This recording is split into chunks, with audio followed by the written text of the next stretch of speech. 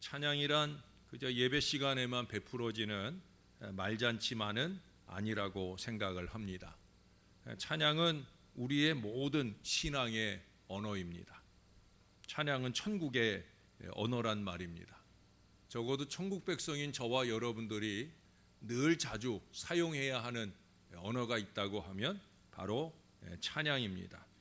아르헨티나 사람이 스페인어를 쓰고 미국과 영국 사람은 영어를 쓰며 브라질 사람은 포르투갈어를 쓰듯이 그렇게 하나님 나라의 언어는 찬양이라는 거예요.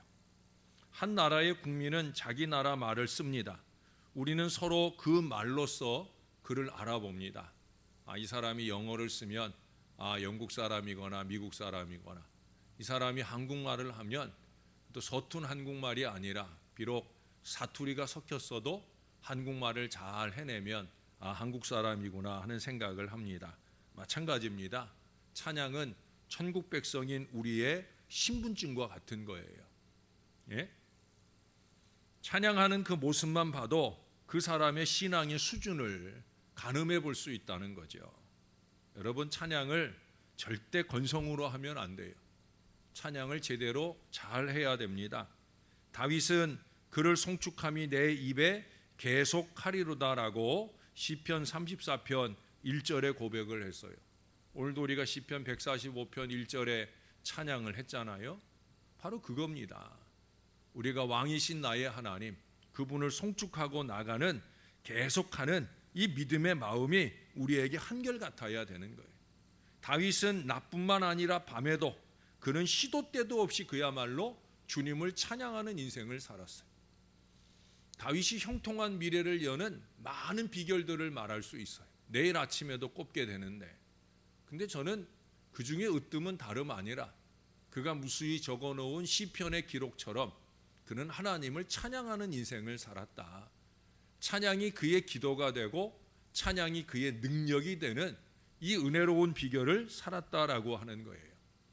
여러분, 이 세상에는 두 가지 언어가 있어요. 즉 하나님 나라의 언어가 있고 흑암 나라의 언어만이 이 세상에 존재합니다. 하나님 나라의 언어는 찬양이고요, 흑암 나라의 언어는 불평입니다. 찬양은 아름다운 것을 기리지만 불평은 그것을 깎아내리려 합니다. 모든 사람은 천국의 언어든지 아니면 흑암 나라의 언어든지 둘 중 하나만 말하게 되어 있어요. 둘 중에 하나예요.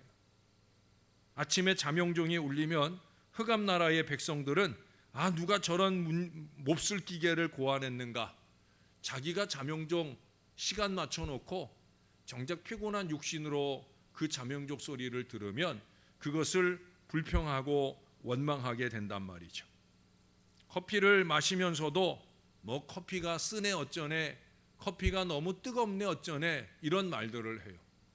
그럴 거면 마시질 말든지. 예?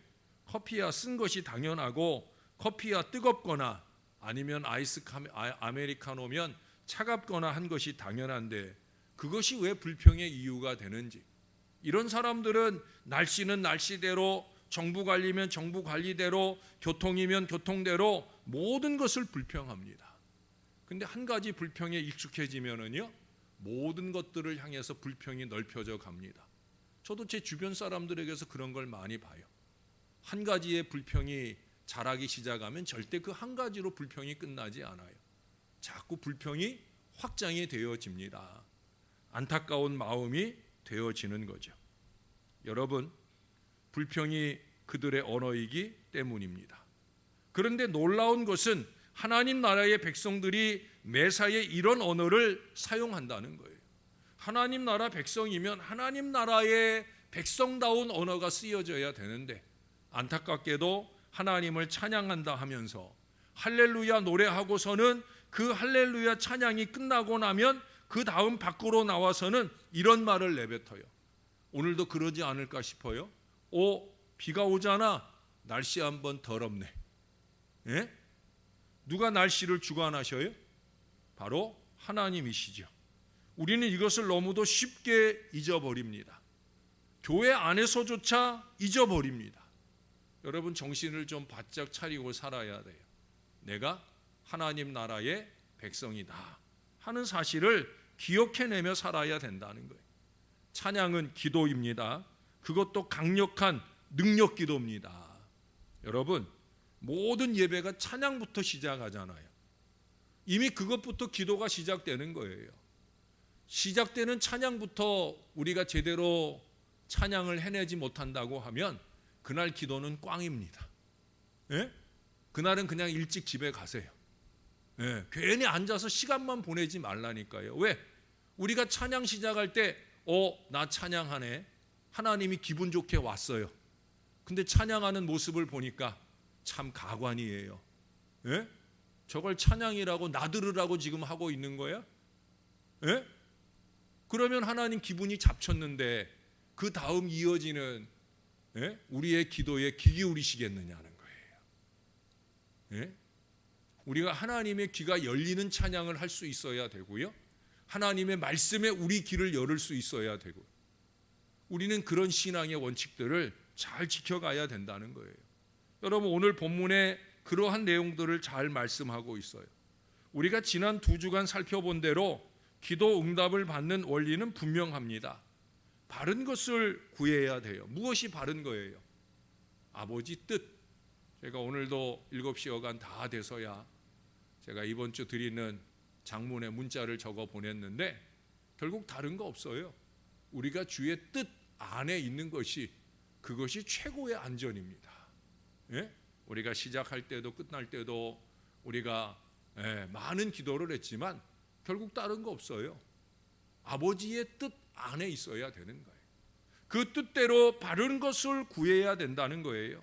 구한 것을 응답하실 것이라 하는 이 믿음을 또한 가져야 되는 거예요. 하나님과 바른 관계에서 참 필요를 구하는 것은 이미 응답받은 것을 우리가 믿어야 된다는 거예요. 하나님은 전지전능하신 분이시기에 어떤 기도에도 응답하십니다. 하나님을 사랑하는 자는 그 뜻을 소유하고 있기 때문에 반드시 응답받을 수 있다는 거예요. 여러분, 우리에게 필요한 모든 것은 주님께서 십자가에서 응답의 보장을 이미 다 이루어 놓으셨어요. 그래서 요한복음 15장 7절에서 말씀하셨었잖아요. 너희가 내 안에 거하고 내 말이 너희 안에 거하면 무엇이든지 원하는 대로 구하라. 그리하면 이루리라. 이게 철저한 진리예요. 그러므로 하나님의 말씀을 우리의 마음에 받는 그 시간을 정신 차려야 되는 거예요. 정신을 집중하고 말씀을 잘 받아야 되는 거예요. 여러분, 마지막으로 이어질 우리의 기도에 있어서 전제될 2가지를 지금 얘기한 거예요. 찬양 제대로 해라. 2번째 뭐예요? 말씀 제대로 들어라.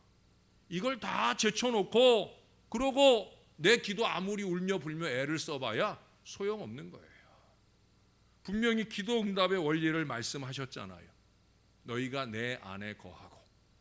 우리가 주님 안에 거하는 최선은 뭐냐? 찬양이에요. 찬양. 찬양을 통해 우리는 주님의 품 안에 안기게 됩니다. 예? 또한 주님의 말씀이 우리 안에 거하면 그러면 우리가 원하는 모든 것들을 구하는 대로 이룰 수 있다는 거예요. 마가복음 11장 24절에도 말씀합니다. 그러므로 내가 너희에게 말하노니 무엇이든지 기도하고 구하는 것은 받은 줄로 믿으라. 그리하면 너희에게 그대로 되리라. 믿음이 필요하다는 거예요. 응답받는 기도는 그 믿음이 확실해야 되는 거예요. 지난번에도 얘기했잖아요. 나는 치료될 줄로 믿는 게 아니라 치료된 줄로 믿습니다. 우리 목사님 기도대로 된 줄로 믿습니다. 이미 치료된 것을 믿는 거예요. 그래서 중풍병자도 예수님께서 너희의 믿음대로 된다. 내 상을 가지고 가라 하니까 그 중풍병자가 나은 거 확인하지도 않고 벌떡 일어나가지고 자기 침상을 메고 가잖아요. 여러분, 예수님의 위대한 역사를 경험한 대부분의 사람들을 보셔요. 거의 다 믿음으로 응답을 받아 누렸다라고 하는 거예요. 오늘 본문의 여호수아는 이스라엘 백성들을 이끌고 요단강을 건넜습니다. 분명히 하나님께서 내 발바닥으로 밟는 모든 땅을 다 주시겠다 하는 약속을 여호수아 1장에서 다 했어요. 그런데 그들 앞에는 전혀 예상하지 못했던 여리고성이 견고하게 서 있는 거예요. 그것도 요단강 건너자마자 첫 번째 만나는, 첫 번째부터 가장 견고한 여리고성이 떡하니 버티고 있는 거예요. 지금 여호수아는 가나안이 두 번째잖아요, 그렇죠? 이미 12명이 정탐할 때 가나안에 한번 왔어요. 아마 그때는 12명이 각기 나눠서 갔기 때문에 여호수아의 정탐 여정 중에 여리고성이 없었던 듯 보여집니다. 그래서 여호수아의 마음도 당황이 됐을 거예요.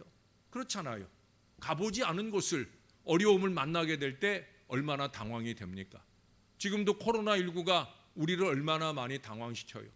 전혀 예상하지 않았던, 옛날에 사스니 뭐니 우리가 경험해 봤지만 그거에 비할 수 없는 큰 이 바이러스 감염병이 찾아왔을 때 지난 7개월, 8개월 우리가 예상하지 못한 이 어려움에 딱 맞닥뜨려요.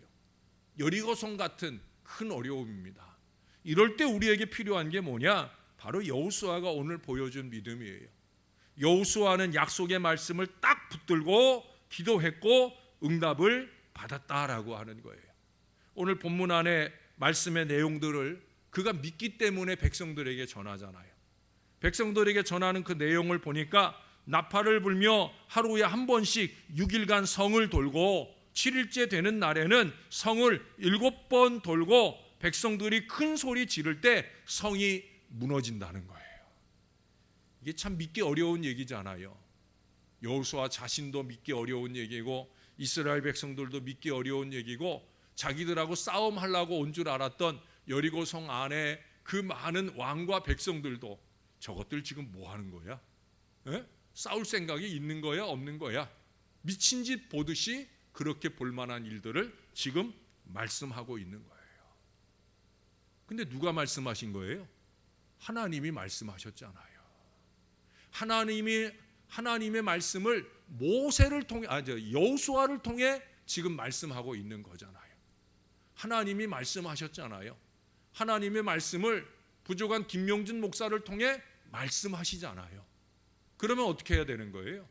그냥 믿어야 되는 거예요. 여기서 제일 중요한 게 뭐예요? 그 성을 7번 돌며 그 제사장들은 나팔을 불 것이며 제사장들이 양각 나팔을 길게 불어 그 나팔 소리가 너희에게 들릴 때에는 백성은 다 큰 소리로 외쳐 부를 것이라. 그리하면 그 성벽이 무너져 내린다. 여호수아는 이미 응답받은 것을 실제 믿음으로 받는 과정을 설명해 주고 있어요. 그리고 그 믿음대로 그대로 행합니다. 앞장선 지도자 여호수아가 행하는 그대로 이스라엘 백성들도 믿고 행한다는 거예요. 내일 아침 설교에도 공교롭게도 이 나팔 얘기가 잠깐 나오게 되는데 나팔을 불어야 돼요. 우리 주님께 의뢰하는 기도의 나팔도 불어야 되고 우리 주님을 높이고 찬양하는 그분이 이루실 것이다라고 하는 믿음을 가진 이 찬양의 나팔을 힘있게 불러야 된다는 거예요. 여러분, 오늘 여리고성이 무너지는 이 놀라운 응답의 역사는 두 가지를 통해서 이루어집니다. 첫째는 뭐냐? 실제 삶 속에서 필요한 것을 말씀으로 받을 때까지 구해야 된다는 거예요. 약속의 말씀을 받을 때까지 구해야 된다는 거예요. 여러분, 우리의 기도가 오래되는 이유는 뭐냐? 우리가 이 약속의 말씀을 받지 못해서 그래요. 말씀 생활에 게을르기도 하고 또 말씀을 받을 때 저 말씀이 나의 말씀이다, 나를 위한 말씀이다 깨어서 캐치하는 이 은혜와 이 능력이 부족하다라고 하는 거예요. 우리가 살아가면서 필요한 것들, 즉 병든 것과 연약한 것에 대해 구할 수 있을 거예요. 그런데 이것이 실제 응답으로 오려고 하면 하나님의 약속의 말씀을 받는 것이 우선입니다. 물리적 현실로 보면 실제로 나타난 것은 없지만 그래도 마음에 평안이 와요. 말씀이 딱 내 안에 들어오면 아직 문제가 해결되지 않아도 먼저 내 안에 평안이 와요. 이게 우선이에요. 마음의 평안이 올 때까지 우리는 쉬지 않고 구하는 것이 중요합니다. 하나님의 말씀을 붙들고 구하는 것이 중요하다는 거예요. 누가복음 18장 7절은 말씀했었죠. 하물며 하나님께서 그 밤낮 부르짖는 택하신 자들의 원한을 풀어주지 아니하시겠느냐, 그들에게 오래 참으시겠느냐. 하나님이 우리보다 더 급하시다는 거예요. 근데 왜 오래 참고 계시느냐, 왜 기다리고 계시느냐, 무엇을 기다리고 계시느냐. 우리가 그만 징징거리고 말씀의 약속을 딱 붙들고 마음의 평안을 믿음 가운데 가지고 누리게 되기를 원한다라고 하는 거예요. 여기 2절에 분명히 말씀하죠. 여호와께서 여호수아에게 이르시되 보라, 내가 여리고와 그 왕과 용사들을 내 손에 넘겨 주었다. 이게 먼저 선포된 주님의 말씀이에요. 방법은 그 다음이에요. 중요한 건 뭐예요? 하나님의 약속의 말씀을 받았다. 이 약속의 말씀을 받은 것이 바로 희망의 열쇠가 된다는 거예요. 여러분, 여리고성 다음에 아이성에서는 이것이 무시되었다가 실패한 걸 아시죠? 예? 아이성은 여리고성에 비하면 아주 조그만 성이란 말이에요. 이스라엘 군사 전체가 움직일 필요도 없이 그저 한 3,000명 정도 가면 얼마든지 무찌를 수 있는 성이라는 거예요. 그래서 하나님께 묻지도 않고 하나님의 말씀도 안 받아요. 결국 그래서 무너지잖아요. 그들 앞에 패퇴하고 부끄럽게 쫓겨오잖아요. 그럴 수밖에 없는 거예요. 그래서 우리 예수님께서 주기도문을 가르치시면서 뭘 강조하셨느냐? 아버지의 뜻을 강조하신 거예요. 아버지 뜻대로 되기를 원하나이다.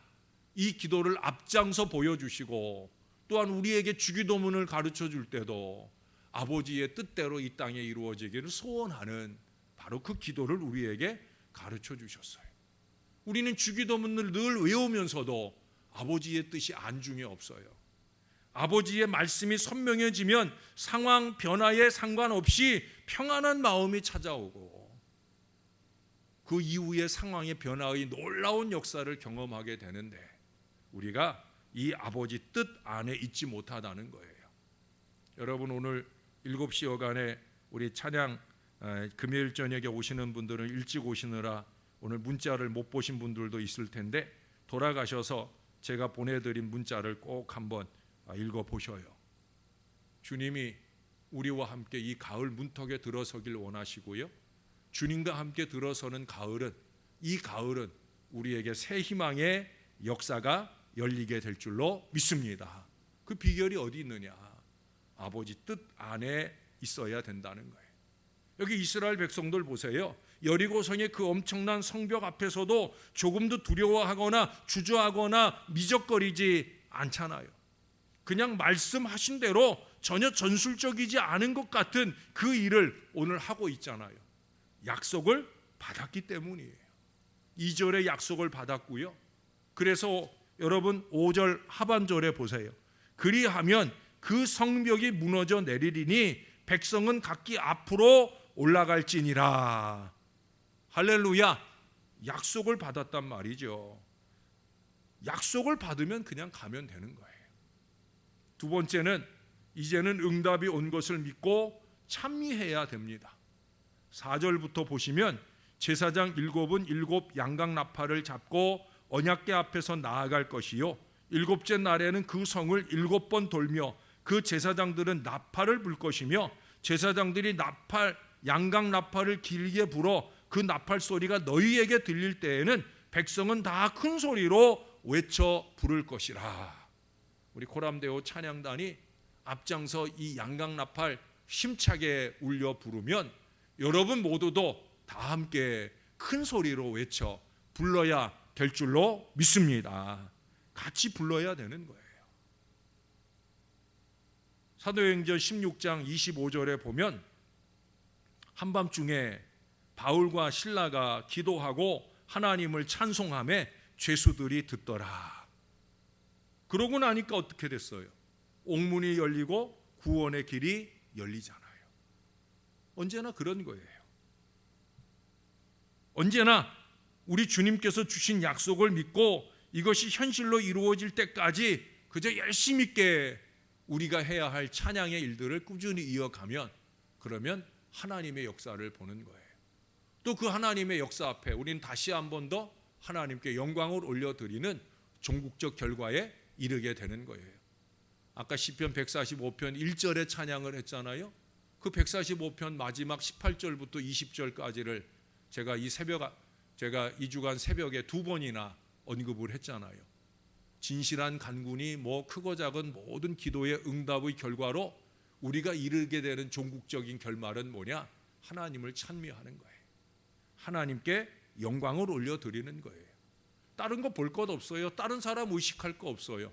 내가 받은 은혜로 하나님께 영광 올려드리는 거예요. 어느 카톨릭 교회에서 고해성사를 하는 시간에 한 사나이가 사제에게 왔어요. 고해성사는 그 고해성사실 안에 있는 그 신부에게 자기의 죄를 고백하고 용서받는 시간이에요. 여기 사제가 용서만 하는 게 아니라 때로는 그 속죄하는 숙제를 주기도 합니다. 뭐 주기도문을 100번 외우라든지 뭐 이런 숙제를 주기도 해요. 근데 이 사나이가 사제를 찾아오니까 사제가 인사를 건네요. 참 오래간만이군요. 그동안 뭐 하고 사셨어요? 그랬습니다. 그러자 이 사나이가 저는 서커스에서 일을 합니다. 제주 넘기도 하고 물구나무 서서 걸어가기도 하고 저는 그런 일들을 주로 합니다. 그러니까 이 신부님이 아 그래요? 좀 보여주실래요? 합니다. 고해성사나 받을 거지 그건 왜 보여달라고 그러나 싶지만 저도 요즘에 이제 화상신방 시작하면서 그 집에 아이들도 같이 신방을 같이 받잖아요. 그럼 아이한테도 예성이가 뭐 요즘에 뭐 피아노 학원 다니기 시작하면서 아코디언을 부르기 시작했다고 그래서 야 그럼 그거 한번 연주해 봐라 하기도 하고 재롱을 보고 싶잖아요.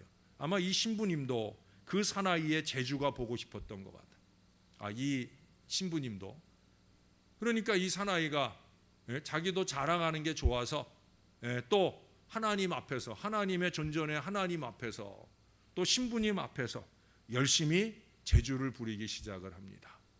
그때 저 뒤에서 할머니 2사람이 들어왔어요. 둘이 들어와가지고 눈이 땡그레진 거예요. 왜? 그 남자가 지금 고해성사실 앞에서 거꾸로 물구나무 서서 막 재주를 부리고 하는데 이 할머니들이 볼 때는 그게 뭘로 보였냐면 신부님이 지금 속죄하고자 하는 고해를 한 그 사람에게 벌을 주는 걸로 생각을 했어요. 그래서 이 할머니들이 그 눈짓을 하는 거예요. 야 오늘은 그냥 가자. 저 사람 봐. 지금 저렇게 벌 받고 있잖아. 야 오늘은 그냥 가자. 그러고 할머니들이 슬금슬금 도망을 가게 되었더라는 거예요. 여러분 어떤 사람은 하나님 앞에 온몸으로 찬양함이 기쁩니다. 그게 정상이죠. 그렇잖아요. 찬양함이 얼마나 기뻐요. 찬양할 수 있는 자리에 있는 것이 얼마나 영광이에요. 더구나 요즘 코로나 시대에 우리가 집에서든지 교회에서든지 찬양할 수 있는 자리에 있다는 것이 얼마나 행복이에요. 저는 솔직히 이 금요일 저녁에 좀 안타까워요. 뭐가 안타깝냐? 사실은 수요일 저녁에 예배 자리에 앉아있는 온라인 교인들보다 금요일 저녁에 앉아있는 온라인 교인들이 갑절은 더 많아야 되는데 턱없이 없다는 거예요. 젊은 사람들도 아닌데 불금을 하느라고 어디 쏘다니고 있는 건지 금요일 저녁에 오지는 않아요. 사실은 갑절로 더 온라인 예배든지 이 자리에든지 와야 되지요. 왜? 주일 오후 찬양 예배와 금요일 저녁 찬양 기도회가 합쳐진 예배잖아요. 그러면 두 배나 더 열심을 가지고 찬양도 하고 예배도 해야 되는데 안타깝게도 금요일 저녁에 이 온라인 예배를 드리는 사람이 수요일 저녁에 온라인 예배 드리는 것보다 턱없이 적다는 거예요. 너무 늦은 시간도 아닌데 뭐 7시 반, 8시 요 차인데 왜 그럴까? 심히 걱정이 되고 염려가 돼요. 사실은 더 중요한 시간입니다. 하나님 앞에 찬양함이 기쁨이 되는 게 신앙적인 정상이란 말이에요. 그러나 어떤 사람들은 그게 지겹고 두려운가 봅니다. 그래서 찬양보다 편한 불평과 원망으로 사는 사람을 봅니다. 심지어 찬양하는 시간에 이 교회에 있으면서도 어둠의 자리에서 불평이나 주고받으며 살기도 하는 그런 사람들도 간혹 있기도 합니다. 뭐 요즘에는 없지만 여러분 찬양 기도의 능력을 몰라서 그런 거예요. 찬양의 행복을 몰라서 그런 거예요. 목사의 입장에서는 참 불쌍해요. 정말 불쌍한 사람이에요. 아니 어떻게 찬양의 기쁨을 모르고 살까? 찬양하는 그 자리를 외면하고 살까? 저건 절대 신앙이 아닌데, 제가 서두에 얘기했잖아요. 찬양은 우리 신분증이라고, 우리 신앙의 수준을 말해주는 거라고. 찬양을 잘하고 못하고 이것이 수준이 아니에요. 찬양에 대한 마음가짐, 찬양에 대한 열망, 찬양을 열심히 하는 그 간절한 노력들이 우리의 신앙의 수준을 보여준다고 말할 수 있다는 거예요. 여러분 오늘 보세요. 여리고 성도 무너뜨리는 찬양입니다. 아까 사도행전 말씀드렸잖아요. 옥문도 열리는 찬양입니다. 간절한 기도가 담긴 찬양 기도가 못할 일은 없다는 거예요. 이 찬양 기도로 무장해야 될 줄로 믿습니다. 절대 찬양을 건성으로 형식으로 하면 안 돼요. 예? 립싱크 하지 마세요. 못해도 괜찮아요. 하나님이 다 알잖아요. 내가 음친 거, 예? 내가 박친 거, 내가 가사친 거 하나님이 다 아시잖아요. 그러니 우리는 열심히 해야 되는 거예요. 새벽에 눈 비비고 나와서도, 이 밤에 피곤한 중에 나와서도 졸며 자며 립싱크로 건성으로 하는 그런 찬양이 되면 안 된다는 거예요. 왜? 하나님이 들으시는 찬양이니까. 우리가 코람데오 찬양단이 됐다 하는 마음을 가지고 회중석에서 각자 집에서 열심히 있게 찬양하고 영광 돌려야 된다는 거예요. 기왕에 하자면 최선을 다해서 해야 합니다. 기왕에 찬양하자면, 기왕에 기도하자면, 기왕에 예배하자면, 기왕에 헌신하자면 최선을 다해서 하나님이 기쁘시도록 해야 된다는 거예요. 하나님의 능력과 응답이 임하시도록 정성을 다해야 된다는 거예요. 최근에 압박이 좀 잦아들고 성전 예배가 회복되고 나면 진정한 찬양 기도의 자리, 이 금요일 저녁에도 열심히 오셔야 되는 거예요. 그래서 찬양으로 행복해지고 찬양으로 우리 하나님을 행복하게 해드림을 통하여 풍성한 응답과 승리의 삶을 마음껏 누리며 사시게 되기를 우리의 구주가 되시는 예수님의 이름으로 간절히 축원합니다.